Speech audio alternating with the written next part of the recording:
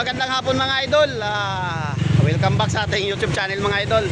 Dito tayo ngayon sa Motor Trade mga idol. Kinuha natin yung plaka natin mga idol. Plaka ng ating bagong motor mga idol. Yan na yung plaka natin mga idol. Yan. Ang kaso mga idol, may release na silang plaka. Di pa rin natin may labas yan ng malayo. Gawa nang wala tayong yung certificate of registration. Huli pa rin tayo. Naku, mahirap na magkipagsapalaran mga idol. Ito, iuwi ko na rin to sa bahay. Pauwi na ako. Kinuha ko lang yung ating plaka gawa ng para maganda tingnan. Kaso pangit pa rin.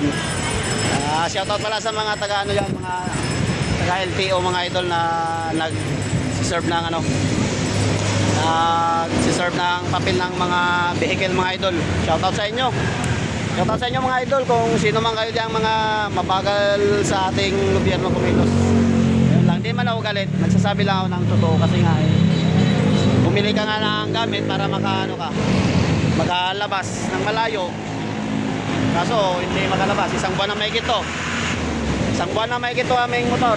Kaso doon pa rin sa bahay, hatid sundo lang ang nangyari. Kasi nga walang rehistro mga idol.